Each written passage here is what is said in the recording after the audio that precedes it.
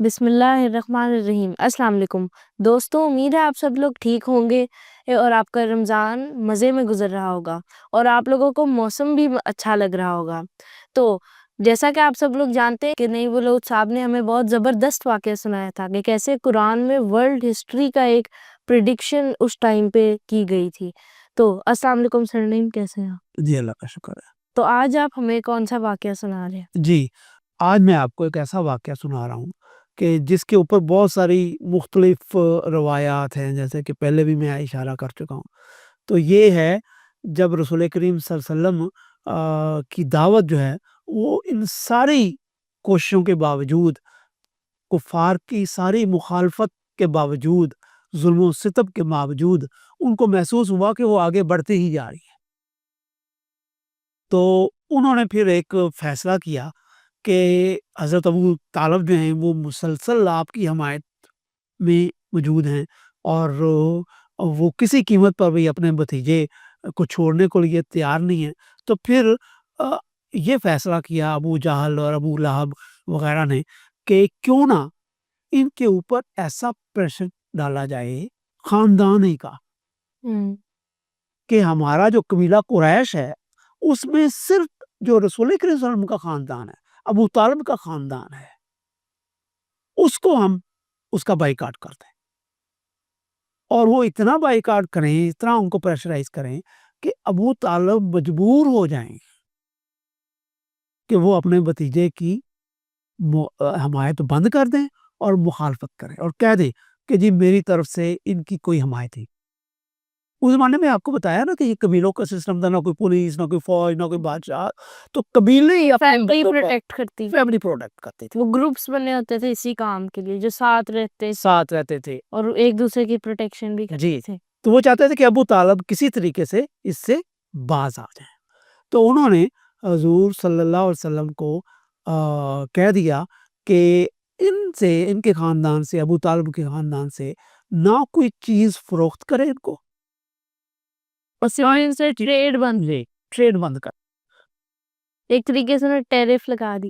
آپ کہہ لیں کہ آج کے دور کے مطابق ان کی جو معاشی اور معاشرتی ان پر پابندیاں لگا دیں، یعنی کہ رشتے ناطے بھی کرنا بند کر دیں اور آنا جانا بھی بند کر دیں، ان کو ایک طریقے سے کٹ آف کر دیا وہ معاشرے سے۔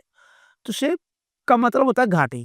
تو وہ ایک پہلے زمانے میں ہوتا تھا کہ یہ خاندانوں کے نا ڈیرے ہوتے تھے، آج تو فارم ہاؤس بنا دیے گئے نا، تو اس زمانے میں بڑے بڑے ڈیرے ہوتے تھے اور اس میں وہ پورا خاندان رہتا تھا، قریب آپس میں پاس آس پاس۔ تو حضرت ابو طالب کا جو خاندان جس علاقے میں رہتا تھا یا جو ان کا جو ڈیرا تھا اس کو شیب، عربی زبان میں شیب ابی طالب اس کو کہتے تھے۔ تو انہوں نے آپس میں کر لیا کہ کوئی ادھر نہ جائے، نہ ان سے کوئی چیز خریدے۔ یہ ہو گیا۔ اب جتنا عرصہ رہا یہ ان کے پاس جتنی بھی کھانے پینے کی چیزیں تھیں وہ ختم ہوگی، اس کے بعد تو ان خاندان کے پاس چیزیں کھانے کی نہیں تھی اور کوئی ان کو کیسے جو جاتے تھے ان کو روکتے تھے اور کہتے تھے کہ اگر آپ ان سے ٹریڈ کریں گے تو ہم آپ کا سامان نہیں خریدیں، تو بیسیکلی ان کے ساتھ بھی بائیکاٹ کر دیں گے۔ تو اس سے پھر بڑی مشکل پیش آئی۔ اچھا، یہ کوئی بہت وسیع پیمانے پر اس لیے نہیں ہوا کہ ظاہر ہے کہ جن لوگوں کو باہر سے کوئی لوگ آ جاتے تھے تو وہ پہنچ پاتے تھے ادھر، لیکن آہستہ آہستہ یہ اتنی ریسٹرکشن ہوگی کہ کئی موقع پر سامان نہیں پہنچ پایا اور کئی آپ پر ایسی راتیں اور ایسے دن گزرے کہ پورے خاندان جو ہے نا وہ بھوکا پیاسا رہا اور آپ کو بڑی تکلیف ہوئی۔ اور اس پر کئی لوگ چوری چھپے بھی، حضرت حکیم بن حزام کی بات آتی ہے اور بھی دو لوگوں کے نام آتے ہیں کہ انہوں نے چوری چھپے نا، وہ حضرت خدیجہ کے ریلیٹیو تھے، تو انہوں نے چوری چھپے بھی حضور کے خاندان کی مدد کی۔ اچھا، یہ کچھ عرصہ رہا اور اس عرصے میں یہ نہیں ہوا کہ ان کو باہر جانے کی پابندی تھی، وہ جاتے تھے باہر، تبلیغ بھی رسول اکرم صلی اللہ علیہ وسلم کرتے تھے۔ یہ 3 سال کے آس پاس کا یہ واقعہ ہے۔ تو جب ان کے پاس بہت ساری سختی ہو گئی اور بہت زیادہ فاقوں کی نوبت آ گئی تو حضور کے خاندان کے جو قریبی ان کے قبیلے کے اور دوسرے لوگ تھے انہوں نے آپس میں دیکھا کہ یار یہ تو ہمارے ہی لوگ ہیں، ہم خود کتنے ظالم بن گئے ہیں کہ ہمارے بچے اور ہماری خواتین اور ہمارے لوگ تو اچھے طریقے سے رہیں، تو یہ برے طریقے سے ان کے اوپر ظلم کرے. ہاں ان کے اوپر ظلم کرے. تو انہوں نے ایک موومنٹ چلائی اور اس طریقے سے انہوں نے کہا جی کہ ہم اس بائیکاٹ کا خاتمہ کرتے ہیں. انہوں نے اپنے طور پر بائیکاٹ کی بات کی، لیکن حضور صلی اللہ علیہ وسلم کو اللہ تعالیٰ نے وحی کی اور ایک خاص بات بتائی. حضور نے اپنے چچا سے کہا کہ انہوں نے اس بائیکاٹ کا ایک ڈاکومنٹ بنایا ہوا ہے اور ڈاکومنٹ انہوں نے کعبہ میں لٹکایا ہوا، اچھا. اور وہ ڈاکومنٹ ان کا جائیں گے تو وہ ختم ہو گیا. یعنی کہ اس میں جو کچھ لکھا تھا نا وہ اب نہیں لکھا ہوا. تو یہ بڑی عجیب بات تھی. تو وہ واقعی حضرت ابو طالب نے جب اپنے ملنے والے کے جو لوگ تھے ان کو ان کے ذریعے سے پیغام پہنچایا. ابو جہل، ابو لہب اور دوسرے لوگ جو تھے بڑے سردار، ابو سفیان اور اس طرح کے بڑے بڑے لوگ تھے جو سردار تھے جنہوں نے یہ سارا بائیکاٹ کیا ہوا تھا، انہوں نے کہا یہ دیکھ لیں، میرے بھتیجے نے کہا ہے کہ وہ بائیکاٹ جو آپ نے لکھ کر رکھا ہوا ہے وہ لکھا ہوا ڈاکومنٹ ختم ہو گیا. تو انہوں نے جا کے دیکھا تو واقعی وہ جو ڈاکومنٹ لکھا ہوا تھا نا اس میں صرف اللہ کا لفظ رہ گیا، باقی سارا دیمک یا کسی کیڑے نے کھا لیا، اس کی سیاہی کو ختم کر دیا. تو وہ لوگ بڑے حیران ہوئے. اب اس سے ان لوگوں کو موقع مل گیا. انہوں نے کہا جی ہم اس ڈاکومنٹ کو نہیں مانتے، بلکہ ان میں سے ایک بندے نے پکڑا اور پھاڑ دی.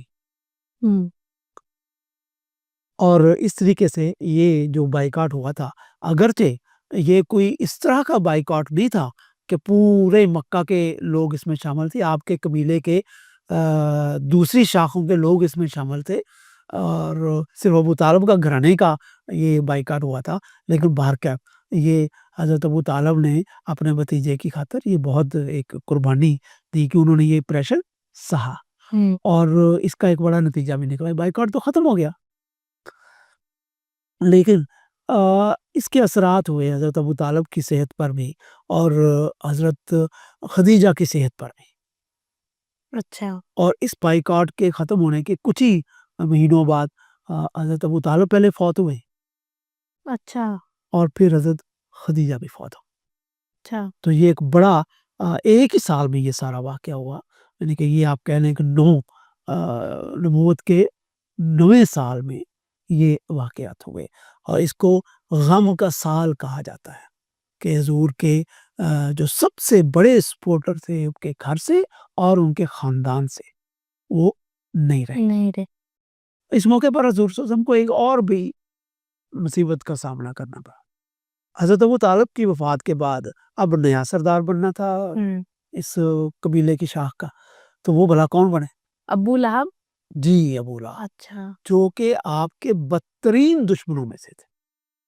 بلکہ کئی حوالوں سے اگر ہم دیکھیں تو وہ ابو جہل سے بھی بڑے دشمن تھے آپ کے. ابو لہب کے سردار بننے کا سب سے بڑا نقصان یہ سامنے آیا کہ قبیلے کی حمایت ختم ہو گئی. اس کا مطلب تھا کہ اب آپ غیر محفوظ ہیں، کوئی بھی آپ پر حملہ کر کے آپ کو نقصان پہنچا سکتا ہے. پہلے تو جب بھی کوئی اس طرح کے نقصان پہنچانے کی بات ہوئی تھی حضرت ابو طالب کی طرف سے اس کی پروٹیکشن ہوتی تھی اور لوگ اس طریقے سے آپ کی جان کو نہ خطرہ تھا اور ایک لڑائی جھگڑا تو رہتا تھا لیکن جان تک کی نوبت نہیں آتی تھی.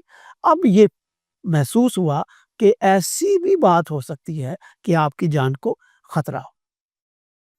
اب آپ نے ایک نیا قدم اٹھانے کا سوچا. آپ نے سوچا کہ مکہ میں اور اس کے آس پاس تو جتنا بھی ہو سکتا ہے میں نے اسلام کی، اللہ تعالیٰ کے پیغام کی، وحی کی میں نے منادی کر دی ہے، پیغام پہنچا دیا ہے. اب میں ذرا مکہ سے قریبی بستی کی طرف جاؤں. یعنی کہ ایک تو تھا بالکل مضافات، جیسے لاہور ہے تو لاہور میں آس پاس کے کئی علاقے ہیں، لیکن لاہور سے ذرا باہر. تو آپ نے طائف جانے کا فیصلہ کیا. نہیں جیسے پاکستان میں نہیں ہے کہ لاہور ہر صوبے میں سے ایک بہت زیادہ بڑی ہے، جیسے کراچی ہے، کوئٹہ ہے، لاہور ہے، اسلام آباد. تو نہیں، جی۔ یہ سب اس کی مثال اگر اس طرح سے سمجھنا چاہتے ہو تو یوں سمجھو کہ جیسے لاہور ایک ہے تو ذرا شیہو برا، ہوں۔ تو یعنی کہ قریبی شہر، اچھا۔ اور وہاں پر بہت سارے لوگوں کے بزنس بھی تھے، لوگ جاتے بھی تھے، اور طائف کی ایک اور بات بھی تھی کہ یہ مکہ کی طرح ڈیزرٹڈ ایریا نہیں تھا، اچھا۔ بلکہ بہت سرسبز علاقہ تھا۔ ایسے ہی سمجھو جیسے ہم لاہور کا ایک علاقہ ہے تو ایک مری کا علاقہ ہے، تو اس زمانے میں تھوڑا فاصلہ ہوتا تھا ایک شہر سے دوسرے شہر، تو طائف اس علاقے میں تھا جہاں پر بڑی اچھی موسم تھا، بڑا اچھے لوگ موسم کے لحاظ سے بڑے خوشحال بھی تھے۔ طائف کا جو علاقہ تھا نا، یہ مکہ سے کوئی 60 میل یا آج کے مطابق کلومیٹر میں آپ کہہ لیں تو کوئی 95 یا 100 کلومیٹر کے فاصلے پر تھا، تو آپ نے یہ پیدل ہی کیا، تو وہاں پر پہنچے، اور وہاں پر عبدیہ لیل اور مسعود بن عمر اور اس طرح کے حبیب بن عمر، اس طرح کے بڑے بڑے سردار تھے، تو آپ نے ان تک پہلے اسلام کا پیغام پہنچایا، لیکن انہوں نے حضور سے بہت گستاخی کا رویہ اختیار کیا، اور میں وہ الفاظ کہنے میں مجھے بہت تکلیف ہوتی ہے، جو الفاظ انہوں نے حضور صلی اللہ علیہ وسلم کے بارے میں استعمال کیے، صحیح میں وہ الفاظ استعمال ہی نہیں کروں گا، بس آپ یوں سمجھیں کہ انہوں نے بہت ہی آپ کا دل دکھایا۔ بڑے ایک کے پاس گئے، عبدیہ لیل کے پاس گئے، انہوں نے جب بڑی فضول باتیں کی تو آپ نے کہا کہ ٹھیک ہے، تمہاری یہ رائے اپنی جگہ پر، لیکن تم یہ رائے اپنے تک رکھو، لیکن اس نے یہ بھی نہیں کہا، اس نے دوسرے لوگوں تک یہ بات پہنچائی کہ یہ آئے ہیں، ظاہر ہے کہ آپ نے وہاں پر قیام کیا، کچھ دن آپ وہاں رہے، تو وہ ایک دن ایک کے پاس گیا، دوسرے دن دوسرے، تیسرے دن، اس لیے آپ نے وہاں پر کوئی لگتا یہ ہے کہ روایات میں کوئی ہمیں نہیں ملتا، لیکن لگتا یہ ہے کہ آپ نے کم از کم ایک آدھ ہفتہ وہاں پر قیام کیا۔ تو عبدیہ لیل کے بعد آپ مسعود کے پاس گئے، اور اس نے بھی یہی رویہ اختیار کیا، حبیب کے پاس گیا، اس نے بھی یہی رویہ اختیار کیا، بلکہ آخر میں جس بندے کے پاس گیا، سردار کے پاس، حبیب کے پاس، تو اس نے تو حد ہی پار کر دی، اس نے یہ کہا کہ آپ یہاں سے چلیں ہیں، ورنہ آپ کے ساتھ اچھا نہیں ہوگا، اور اپنے کچھ گنڈوں کو اور بھی آپ کے پیچھے لگا دیا کہ ان کو پتھر مار مار کر یہاں سے نکالتے ہیں، تو وہ آپ کو پتھر مارتے تھے، اور پھر آپ نے وہاں سے اس حالت میں کہ جب آپ کے ٹانگوں پر پتھر لگ رہے تھے، جسم پر پتھر لگ رہے تھے، خون بہ رہا تھا، حضرت زید بھی زخمی تھے، آپ وہاں سے چلے گئے۔ چلے گئے۔ تو ادھر ایک واقعہ اور بھی آتا ہے کہ کوئی کھجور کا درخت تھا یا کوئی باغ تھا جہاں پہ حضور رکے تھے۔ جی، اب بھی وہاں پر اگر آپ طائف جائیں نا تو وہاں پر بتاتے ہیں کہ یہ وہ باغ تھا جہاں پر آپ طائف سے نکل کر آپ نے پناہ لی، اور وہاں پر رک گئے اور تھوڑا سا اپنا سانس لیا اور آرام کیا، تو آپ وہاں پر آئے، وہ اتبا ایک تھا سردار مکہ کا، اس کا باغ تھا، اور وہ حضور صلی اللہ علیہ وسلم کے بڑے دشمنوں میں سے تھے، لیکن ابھی وہ وہاں پر موجود نہیں تھے، اچھا۔ تو حضور صلی اللہ علیہ وسلم نے وہاں پر آئے، اور آ کے، بلکہ میں تھوڑا سا آپ کو پیچھے لے جانا چاہتا ہوں، جب آپ طائف سے نکلے تو راستے میں حضرت جبریل علیہ السلام آپ کے پاس آئے، اور حضرت جبریل نے آپ کے پاس آ کر کہا کہ ان لوگوں نے آپ کے ساتھ بہت ظلم کیا ہے، اور یہ اس کے مستحق ہو چکے ہیں کہ ان پر اللہ کا عذاب نازل ہو، تو کیا اللہ تعالیٰ کی طرف سے میں پیغام لایا ہوں، آپ کی اگر خواہش ہو تو اللہ تعالیٰ ان کو تباہ و برباد کر دے۔ تو حضور نے اس کا کیا جواب دیا، یہ میں آپ کو اگلی قسط میں بتاؤں گا۔ اس جواب کو جاننے کے لیے ہم نیکسٹ ایپیسوڈ کے ساتھ جلد حاضر ہوں گے، تب تک کے لیے خدا حافظ۔